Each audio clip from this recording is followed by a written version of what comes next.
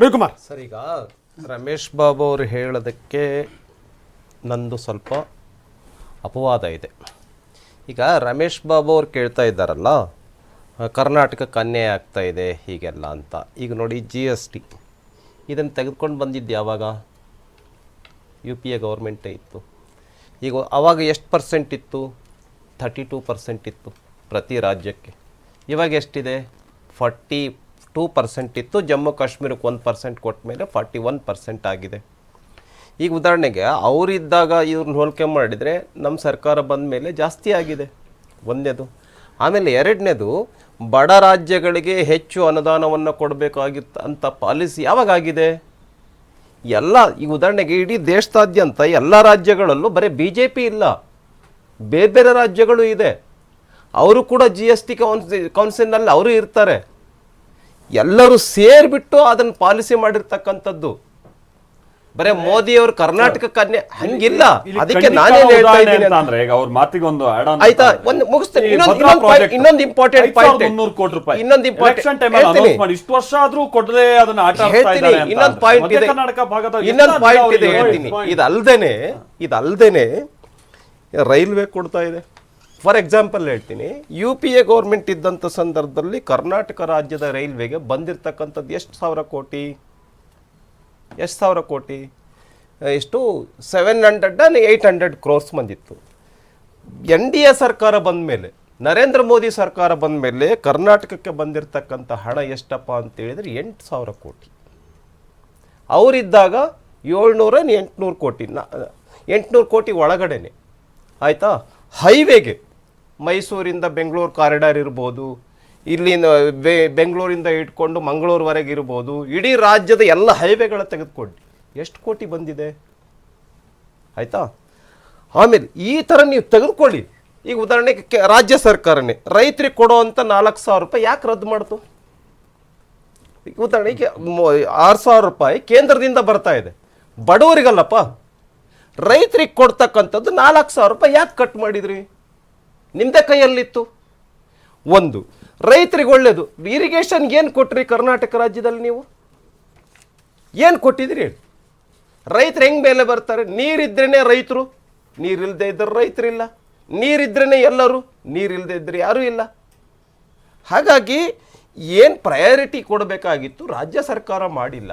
ಈಗ ಉದಾಹರಣೆಗೆ 5,300 ಕೋಟಿ ಇದೇನಿದೆಯಲ್ಲ, ಇದನ್ನು ಕೊಡಲ್ಲ ಅಂತ ಕೇಂದ್ರ ಹೇಳಿಲ್ಲ. ಇದೆ, ನಾನು ಇದನ್ನ ಹೇಳ್ತೇನೆ. ಆದ್ರೆ ಒಂದಿದೆ ರಾಜ್ಯ. ಈಗ ಅವ್ರು ಏನ್ ಹೇಳ್ತಾರೆ ಗೊತ್ತಾ? ಬೆಂಗಳೂರು ರಿಂಗ್ ರೋಡ್ಗೆ ಯಾಕೆ ಕೊಟ್ಟಿಲ್ಲ? ಬೆಂಗಳೂರಿನ ತಗ್ಗುಗುಂಡಿಗಳು ಮುಚ್ಚಕ್ಕೆ ಯಾಕೆ ಹಣ ಕೊಟ್ಟಿಲ್ಲ? ರಾಜ್ಯ ಸರ್ಕಾರ ಏನ್ ಮಾಡುತ್ತೆ ಹಂಗಾರೆ?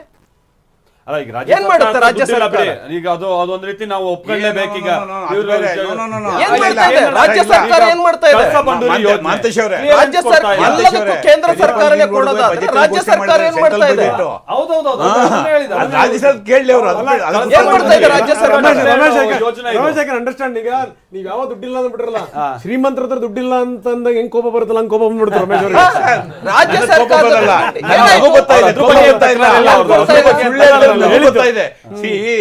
ರವಿಕುಮಾರ್ ಈಗ 11 ಲಕ್ಷ ಜನ ವಿದ್ಯಾರ್ಥಿಗಳಿಗೆ, ರೈತರ ಮಕ್ಕಳಿಗೆ ಸ್ಕಾಲರ್ಶಿಪ್, ರೈತರ ಮಕ್ಕಳಿಗೆ 11 ಲಕ್ಷ ಜನ ವಿದ್ಯಾರ್ಥಿಗಳಿಗೆ, ರೈತರ ಮಕ್ಕಳಿಗೆ ನಮ್ಮ ಸರ್ಕಾರ ಇದ್ದಾಗ ಸ್ಕಾಲರ್ಶಿಪ್ ಕೊಡ್ತಾ ಇತ್ತು. ಇವಾಗ ಯಾಕೆ ರೈತರ ಮಕ್ಕಳಿಗೆ ಸ್ಕಾಲರ್ಶಿಪ್ ಅನ್ನ ರದ್ದು ಮಾಡ್ತೀವಿ ಸರ್ಕಾರ ಬಂದ ಮೇಲೆ? ಎಷ್ಟು ಕೊಟ್ಟರು, ಈಗ ಎಷ್ಟು ಕೊಟ್ಟಿದ್ದಾರೆ ಅಂತ ಹೇಳಿ ಒಂದು ಸಣ್ಣ ಉದಾಹರಣೆ ಕೊಡ್ತೀನಿ. 1947ರಲ್ಲಿ ಜವಾಹರ್ಲಾಲ್ ನೆಹರೂರವರು ಈ ದೇಶದಲ್ಲಿ ಮೊದಲನೇ ಪ್ರಧಾನಿ. ಅವತ್ತು ಬಜೆಟ್ ಗಾತ್ರ ಎಷ್ಟಿತ್ತು? ಇವತ್ತೆಷ್ಟಿದೆ? ನಾನು ಹೇಳ್ತೀನಿ ತಗೊಳ್ಳಿ. ಬರೀ 200 ಕೋಟಿ ರೂಪಾಯಿ. ನಾನು ಹೇಳ್ತೇನೆ 200 ಕೋಟಿ ರೂಪಾಯಿ ಅವತ್ತು ಬಜೆಟ್. ಇವ್ರದ್ದು 54 ಲಕ್ಷ ಇವತ್ತು ಕೊಟ್ಟಿರೋ ಬಜೆಟ್. ಅದಕ್ಕೆ ಇವರು ಹೈವೇನಲ್ಲಿ ಈ ದೇಶದಲ್ಲಿ ಕೊಟ್ಟಿರ್ತಕ್ಕಂಥ ಎಲ್ಲ ಕಾರ್ಯಕ್ರಮ ಕಾಂಗ್ರೆಸ್ ಪಾರ್ಟಿ ಇವ್ರು ನಕಲು ಮಾಡಕ್ ಕೊಟ್ಟಿದ್ದಾರೆ. ಬರಕ್ ಮುಂಚೆಲ್ಲ ಇತ್ತಲ್ಲ ಹೈವೇ. ಕರ್ನಾಟಕಕ್ಕೆ ಭಾರಿ ನಿರಾಶೆ ಆಗಿರುವಂತದ್ದು. ತೆಂಗಿನ ಉತ್ಪಾದನೆ ಹೆಚ್ಚಳಕ್ಕೆ ಪ್ರೋತ್ಸಾಹ ಸಿಕ್ಕಿದೆ ರಾಜ್ಯದಲ್ಲಿ. ತೆಂಗು ಪ್ರೋತ್ಸಾಹ ಯೋಜನೆಯಡಿಯಲ್ಲಿ ಉತ್ಪಾದನೆ ಹೆಚ್ಚಳ ಆಗಬಹುದು ಅನ್ನುವಂಥದ್ದು. ಒಟ್ಟು 3 ಕೋಟಿ ಜನರಿಗೆ ಕೇಂದ್ರದಿಂದ ಅನುದಾನ ಕೊಡುವಂತ ನಿಟ್ಟಿನಲ್ಲಿ ನಿರ್ಧರಿಸಲಾಗಿದೆ. 3 ಕೋಟಿಯಲ್ಲಿ 1 ಕೋಟಿ ರೈತರು ಕೂಡ ಸೇರಿದ್ದಾರೆ ಅನ್ನೋದು ತಿಳಿದು ಬರ್ತಾ ಇದೆ. ತೆಂಗು ಬೆಳೆ, ಗೋಡಂಬಿ, ರೈಲ್ವೆ ಕ್ಷೇತ್ರಕ್ಕೆ ಆದ್ಯತೆಯನ್ನ ಕೊಡಲಾಗಿದೆ. ನಾವು ನಮಗೆ ಬಂದಾಗ ನಾವು ರಾಜ್ಯಕ್ಕೆ ಏನು ಅನ್ನುವಂತ ನಾವು ಕೇಳ್ತೀವಿ.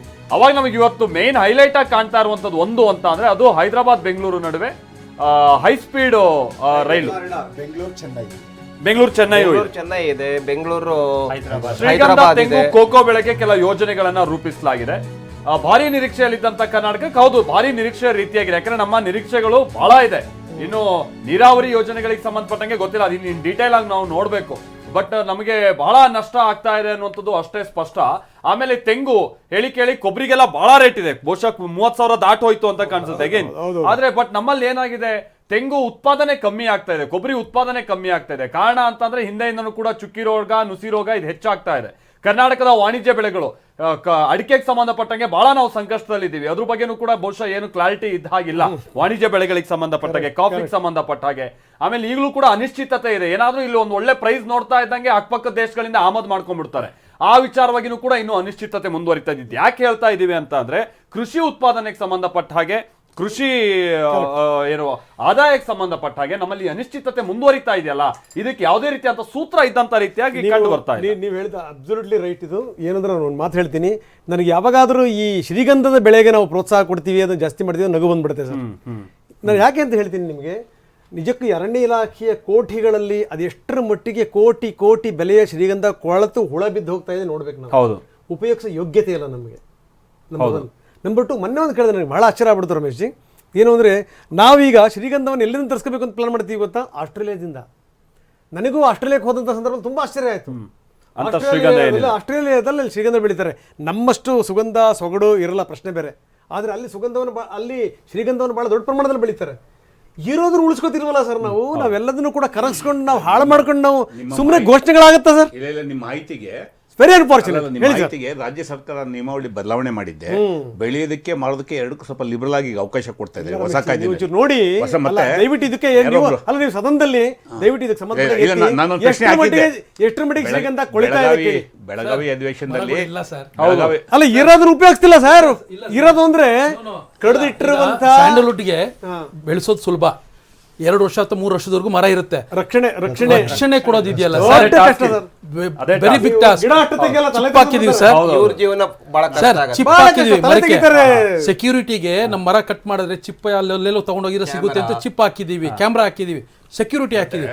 ಅವರು 20 ಜನ ಬಂದ್ರೆ ನಮ್ಮ ಸೆಕ್ಯೂರಿಟಿ ಏನ್ ಮಾಡ್ತಾರೆ? ಚಿಪ್ ಹಾಕಿದ್ರೆ ಅಲ್ಲೇ ಕಟ್ ಮಾಡಿ ಒಳಗಡೆ ತಗೊಂಡು ಮಿಕ್ಕಿ ಚಿಪ್ ಅಲ್ಲೇ ಬಿಟ್ಬಿಟ್ಟು. ಸರ್ ನಾನು ಹೇಳ್ತೀನಿ, ಪೊಲೀಸ್ ಕಮಿಷನರ್ ಕಚೇರಿಯ ಕಾಂಪೌಂಡ್ ಇರೋದನ್ನ ಕಿತ್ಕೊಂಡು ಮಾಡಿ, ನೀವು ಸಿಐಡಿ ಕಚೇರಿಯ ಕಾಂಪೌಂಡ್ ಒಳಗಡೆ ಇರುವಂತ ಮರನ ಕಡಿತಾರೆ ಯೋಚನೆ ಮಾಡಿ. ನೀವು ಮುಂದುವರೆದು ಇನ್ನೂ ಒಂದು ಹೇಳ್ತೀನಿ, ವಿಧಾನಸೌಧದಲ್ಲೇ ಕಟ್ ಮಾಡ್ಕೊಂಡು ಹೋಗಿದ್ದಾರೆ. ನಾನು ಇಲ್ಲ ಅಂತ ಹೇಳಲ್ಲ, ಬಟ್ ಸ್ವಲ್ಪ ನಾನು ಲಾಸ್ಟ್ ಟೈಮ್ ಕಾಲಿಂಗ್ ಅಟೆನ್ಷನ್ ಹಾಕಿ ಮೂವ್ ಮಾಡಿದ್ದೆ, ಅದು ರೀಚ್ ಆಗಲಿಲ್ಲ. ಕೃಷಿ ಬೆಳೆ ಬಗ್ಗೆನೇ ಒಂದು ನನಗಿರೋ ಇನ್ಫಾರ್ಮೇಷನ್ನು, some retired IAS officer Amarnarayan ಅವರು ಯಾರೋ ಒಬ್ಬರು ಒಂದು ಸೊಸೈಟಿ ಮಾಡಿದ್ದಾರೆ, ಶ್ರೀಗಂಧ ಬೆಳೆಗಾರದು ಒಂದು ಸೊಸೈಟಿ ಮಾಡಿ ಈಸ್ ಪ್ರಮೋಟಿಂಗು. ಈಗ ಸ್ವಲ್ಪ ನಿಯಮಗಳು ಬದಲಾವಣೆ ಮಾಡಿದ್ದಾರೆ, ಸುಲಭವಾಗಿ ಪ್ಲಾಂಟಿಂಗ್ ಮಾಡೋದಕ್ಕೆ ಮತ್ತು ಮಾರ್ಕೆಟಿಂಗ್ ಮಾಡೋದಕ್ಕೆ ಎರಡಕ್ಕೂ ಸಹ ಫಾರೆಸ್ಟ್ ಡಿಪಾರ್ಟ್ಮೆಂಟು ಇವರು ಅಗ್ರಿಕಲ್ಚರ್ ಗುಡ್ ಇಶ್ಯೂ. ಒಂದು ಪಾಯಿಂಟ್ ಹೇಳ್ತೀನಿ ರಮೇಶ್ ಅವ್ರದ್ದು, ಅದನ್ನು ಆಮೇಲೆ ಅವ್ರು ಉತ್ತರ ಕೊಡಲಿ. 2014-15 ನಮ್ಮ ಕರ್ನಾಟಕಕ್ಕೆ ಬಂದಿರತಕ್ಕಂಥ ತೆರಿಗೆ ಹಂಚಿಕೆ ಯು ಪಿ ಎ ಗೌರ್ಮೆಂಟ್ ಇದ್ದಾಗ 81,791 ಕೋಟಿ ಬಂದಿದೆ. ಭಾರತ ಸರ್ಕಾರದಿಂದ ಅವಾಗ ಯು ಪಿ ಎ ಗೌರ್ಮೆಂಟ್ ಇದ್ದಾಗ 10 ವರ್ಷದಲ್ಲಿ 60,779 ಸಹಾಯಧನ ಬಂದಿದೆ. ಈಗ ನರೇಂದ್ರ ಮೋದಿ ಸರ್ಕಾರ ಬಂದ ಮೇಲೆ ಅವಾಗ 81,791 ಕೋಟಿ ತೆರಿಗೆ ಹಂಚಿಕೆನಲ್ಲಿ ಬಂದಿದ್ದರೆ ಈಗ ಬಂದಿರೋದು 2,95,818 ಕೋಟಿ. ಇನ್ನು ಭಾರತ ಸರ್ಕಾರದಿಂದ ಸಹಾಯಧನ ಬಂದರೆ ಅವಾಗ 60,000 ಕೋಟಿ ಬಂದಿದ್ದರೆ ನಮ್ಮ NDA ಸರ್ಕಾರದಲ್ಲಿ ಬಂದಿರೋದು 2,36,955 ಕೋಟಿ. ಅಲ್ಲ, ಇಲ್ಲಿಂದ ನಾವು ಕಲೆಕ್ಟ್ ಮಾಡಿ ಆಯಾ ರಾಜ್ಯ ಸರ್ಕಾರದ ಆರ್ಥಿಕ ಪರಿಸ್ಥಿತಿಗೆ ಅನುಗುಣವಾಗಿ ಇಡೀ ದೇಶದಲ್ಲಿ ಕಳಿಸ್ಕೊಡ್ತವೆ. ಇದನ್ನ ರಮೇಶ್ ಅವ್ರು ಹೇಳಲ್ಲ,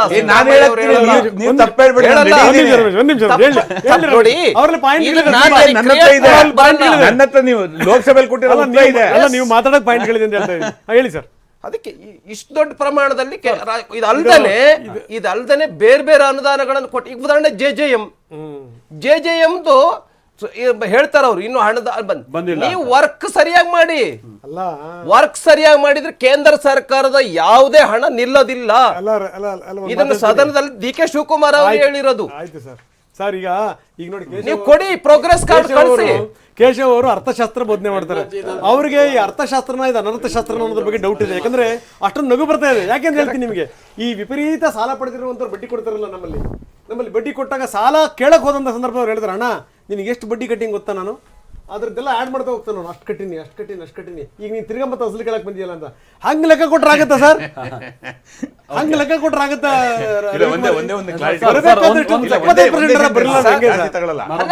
ಪಾಲಿಸಿ ನೋಡಿ ಅವ್ರು ಏನ್ ಹೇಳಿದ್ದಾರೆ, ಅವ್ರು ರವಿಕುಮಾರ್ ಹೇಳೋ ಅಂಕಿಅಂಶ ಯಾವ್ದು ಡಿಸ್ಪ್ಯೂಟ್ ಮಾಡಲ್ಲ, ಅವ್ನು ವೆಲ್ಕಮ್ ಮಾಡ್ತೀನಿ.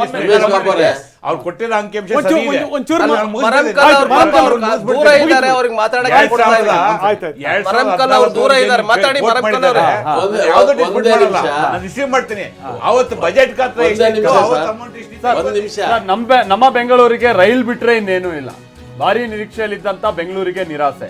ಸಬರ್ಬನ್ಗೆ ಸಂಬಂಧಪಟ್ಟಂಗೆ ಅದು ಆ ಯೋಜನೆ ಅದು ಎಲ್ಲಿ ತನಕ ಹಳ್ಳ ಹಿಡಿದು ಹೋಗ್ತಾ ಇದೆ ಅನ್ನೋದು ನಾವು ನೋಡ್ತಾ ಇದೀವಿ. ಅಂದ್ಕೊಂಡಂತ ರೀತಿಯಾಗಿ ಆ ಸ್ಪೀಡಲ್ಲಿ ಆ ಕೆಲಸ ಆಗ್ಲೇ ಇಲ್ಲ. ನಮ್ಮ ಬೆಂಗಳೂರಿನ ಟ್ರಾಫಿಕ್ ಕಂಟ್ರೋಲ್ ಮಾಡೋದಕ್ಕೆ ಬಹಳ ಅನುಕೂಲ ತರಬಹುದಾಗಿದ್ದಂತ ಯೋಜನೆ. ಅಗೇನ್ ರಾಜ್ಯದವ್ರು ಕೇಂದ್ರದ ಮೇಲೆ ಹೇಳೋದು, ಕೇಂದ್ರದವ್ರು ರಾಜ್ಯದ ಮಟ್ಟಿಗೆ ಹೇಳೋದು. ಈಗ ನಮ್ಮ ಬೆಂಗಳೂರಿಗೆ ಒಂದು ರೈಲ್ ಬಿಡ್ತಾ ಇದ್ದಾರೆ ಬಿಟ್ರೆ ಮತ್ತೇನೂ ಇಲ್ಲ. ಮೆಟ್ರೋಗೆ ಸಂಬಂಧಪಟ್ಟಂಗೇನು ಕೂಡ ನಾವು ಬಹಳ ನಿರೀಕ್ಷೆಯಲ್ಲಿದ್ವಿ. ಅಟ್ಲೀಸ್ಟ್ ಗುಂಡಿ ಮುಚ್ಚಕ್ಕಾದ್ರೂ ವಿಶೇಷ ಅನುದಾನ ಬಿಡುಗಡೆ ಮಾಡಿ. ಹೌದು, ಆ ರೀತಿಯಾಗಾದ್ರೂ ಅದು ಕೂಡ ಏನಿದ್ದಂಗಿಲ್ಲ. ಹೈದರಾಬಾದ್ ಬೆಂಗಳೂರು ಚೆನ್ನೈ ಹೈ ಸ್ಪೀಡ್ ರೈಲು ಕಾರಿಡಾರ್ ಬಿಟ್ರೆ ಇನ್ನೇನು ಕೂಡ ಇಲ್ಲ. ಮೆಟ್ರೋಗೆ ಸಂಬಂಧಪಟ್ಟಂಗೇನು ಕೂಡ ಬಹಳ ನಿರೀಕ್ಷೆ ಇಟ್ಕೊಂಡಿದ್ವಿ, ಅದೇನು ಈ ವಿಚಾರ ಪ್ರಸ್ತಾಪ ಆದಂಗಿಲ್ಲ. ಆಮೇಲೆ ಇನ್ನೊಂದು ಸಂಗತಿ ಅಂದ್ರೆ, ಯಾವ ಮಟ್ಟಿಗೆ ರಾಜ್ಯ ಹಾಗೆ ಕೇಂದ್ರ ಸರ್ಕಾರಗಳು ದೂಷಣೆ ಮಾಡ್ಕಂತ ರಾಜ್ಯದ ಜನರು ನಾವಿಲ್ಲಿ ಮಂಗಗಳ ರೀತಿ ನೋಡ್ತಾ ಇದೀವಿ ಅಂತ ಅಂದ್ರೆ, ಇನ್ಫ್ಯಾಕ್ಟ್ ಮೆಟ್ರೋ ಟಿಕೆಟ್ ಪ್ರೈಸ್ ಕೂಡ ಯಾರ ಕೈಯಲ್ಲಿದೆ ಅನ್ನೋದು ನಮ್ಗೆ ಇನ್ನೂ ಸ್ಪಷ್ಟತೆ ಇಲ್ಲ. ಸ್ಟೇಟ್ ಅವ್ರು ಕೇಳಿದ್ರೆ ಸೆಂಟ್ರಲ್ ಅಂತಾನೆ, ಸೆಂಟ್ರಲ್ ಅವ್ರು ಕೇಳಿದ್ರೆ ಸ್ಟೇಟ್ ಅಂತಾರೆ. ಈಗ ನಾಡ್ದು ಮತ್ತೆ ಹೈಕ್ ಆಗ್ತಾ ಇದೆ, ಮೆಟ್ರೋ 5% ಏನೋ ಜಾಸ್ತಿ ಮಾಡ್ತಿದ್ದಾರೆ. ಡಿ.ಕೆ. ಶಿವಕುಮಾರ್ ಮಾತನಾಡಿದ್ದಾರೆ. ಯಾರು ಮಾಡ್ತಾ ಇದ್ದಾರೆ? ಸೆಂಟ್ರಲ್ ಬಜೆಟ್ಟು ನಮ್ಮ ರಾಜ್ಯಕ್ಕೆ ಏನು ಅನುಕೂಲ ಆಗಿಲ್ಲ. ನಾನು ಇಷ್ಟೊತ್ತು ಗಮನಿಸ್ತಾ ಇದ್ದೆ. ಈಗ ನಾವು ಹೊಸದಾಗಿ ಒಂದು ಯೋಜನೆಗೆ ಮಹಾತ್ಮ ಗಾಂಧಿ ಇಟ್ಟಿದ್ದಾರೆ. ಈಗ ನಮ್ಮ ಉದ್ದೇಶ, ಈಗ ನಾವು ಮನ್ರೇಗಾ ಹೆಸರಲ್ಲಿ ರನ್ ಓಡಿಸಿದ್ದೀವಿ, ಮ್ಯಾರಥಾನ್ ಓಡಿಸಿದ್ದೀವಿ. ದೇಶದಲ್ಲಿ ಎಲ್ಲೂ ಓಡಿಸಿಲ್ಲ. ಪಾದಯಾತ್ರೆನೂ ಇಟ್ಕೊಳ್ತೀವಿ ಒಂದಿನ. ಮ್ಯಾರಥಾನ್ ನಮ್ಮ ಕ್ಷೇತ್ರದಲ್ಲೇ ನಾವು ಮಾಡಿದ್ದೀವಿ, ನೀವು ಗಮನಿಸಿದ್ರಿ. ಅದನ್ನೇ ಮನ್ರೇಗಾನ ವಾಪಸ್ ರೋಲ್ ಮಾಡಲಿ, ವಾಪಸ್ ಇಡಲಿ. ಹಿಂದೆ ಏನು ಸ್ಕೀಮ್ ಇತ್ತು ಆ ಸ್ಕೀಮ್ ಇಡಲಿ. 60-40 ಯಾವ ಕಾರಣಕ್ಕೂ ನಡೆದಿಲ್ಲ. ಈ ನಮ್ಮ ಹಳ್ಳಿಲೆಲ್ಲ ಯಾವ ಸರ್ಕಾರನೂ ಬಂಡವಾಳ ಹಾಕಕ್ಕೆ ಹೋಗೋದಿಲ್ಲ. ನಾವು ನೋಡ್ತೀವಿ ಅದನ್ನು ಯಾವ ರೀತಿ ಏನು ಮಾಡೋಕ್ಕೆ ಸಾಧ್ಯ ಅಂತೇಳಿ. ಬಟ್ ಈಗೇನೋ ಒಂದು ಸ್ಕೀಮ್ ಇಟ್ಟಿದ್ದೀವಿ ಅಂತ ಹೇಳ್ತಾ ಇದ್ದಾರೆ. ಸೊ ನಮ್ಮ ರಾಜ್ಯಕ್ಕೆ ಯಾವುದೋ ದೊಡ್ಡ ಪಾಲು ಕೂಡ ಇಲ್ಲಿ ಬಂದಂಗೆ ಇಲ್ಲ. ಸೊ ಇದು ಡಿ.ಕೆ. ಶಿವಕುಮಾರ್ ಅವ್ರು ಹೇಳ್ತಾ ಇರುವಂತ ಮಾಹಿತಿ. ಅವ್ರು ಪಡೆದಂತಹ ಪ್ರಾಥಮಿಕ ಮಾಹಿತಿ ಪ್ರಕಾರವಾಗಿ ಅಂತ ದೊಡ್ಡ ಪಾಲ್ ಯಾವುದು ರಾಜ್ಯಕ್ಕೆ ಬಂದಿಲ್ಲ ಅಂತ ಹೇಳ್ತಿದ್ದಾರೆ. ನಮ್ಮ ವಿಚಾರದಲ್ಲಿ ರೈಲ್ ಬಿಟ್ಟಿದ್ದಾರೆ ಅಂತ ರೈಲ್ ಬಿಟ್ಟಿದ್ದಾರೆ, 2 ರೈಲ್ ಬಿಟ್ಟಿದ್ದಾರೆ, ಒಂದಲ್ಲ ಅಂತ ಹೇಳ್ಕೊಂಡು 2. ಬಟ್ ಅಂತ ಏನು ಅನುಕೂಲ ಆಗಬಹುದಾದಂತಹ ಯೋಜನೆ ನಮ್ಮ ರಾಜ್ಯಕ್ಕೆ ಏನು ಸಿಕ್ಕಿಲ್ಲ ಅನ್ನುವಂತ ಹೇಳ್ತಾರೆ. ಆಮೇಲೆ ಈ ರಾಜ್ಯಕ್ಕೆ ಇಂಥ ಯೋಜನೆಯಲ್ಲಿ ಇಷ್ಟು ಕೊಡ್ತಾ ಇದ್ದೀವಿ, ಇಷ್ಟು ಆ ಸಂಪ್ರದಾಯ ಈಗಿಲ್ಲ. ಬಜೆಟ್ನ ಓದುವಂಥ ಸಂದರ್ಭದಲ್ಲೂ ಕೂಡ ನಾವು ಅದನ್ನು ನೋಡಿದ್ವಿ. ಸುಮಾರು 4-5 ವರ್ಷಗಳೇ ಆಯ್ತು ಆ ಸಂಪ್ರದಾಯ ಇಲ್ಲದೆ ಹೋದ್ರು ಕೂಡ. ಬಟ್ ಬಜೆಟ್ನ ಪ್ರತಿಯಲ್ಲೂ ಕೂಡ ರಾಜ್ಯದ ಅನುಕೂಲ ಆಗಬಹುದಾದಂಥ ರೀತಿಯಾದಂಥ ಯಾವುದೇ ಯೋಜನೆಗಳು ಇಲ್ಲಿ ನಮಗೆ ಕಾಣ್ತಾ ಇಲ್ಲ ಅನ್ನುವಂಥದ್ದು ಬಹಳ ಸ್ಪಷ್ಟವಾಗಿ ಗೊತ್ತಾಗ್ತಾ ಇದೆ. ಹಾಗಾಗಿ ಇನ್ನೆಷ್ಟು ಕೇಳಬೇಕು, ಅಥವಾ ಇಲ್ಲಿರುವಂಥ ಸರ್ಕಾರ ಬೇರೆ ಅನ್ನುವಂಥ ಕಾರಣಕ್ಕಾಗಿನ ನಿರ್ಲಕ್ಷ್ಯನ ಇದು, ಈ ಪ್ರಶ್ನೆಗಳು ಉದ್ಭವ ಆಗ್ತಾ ಹೋಗುತ್ತೆ.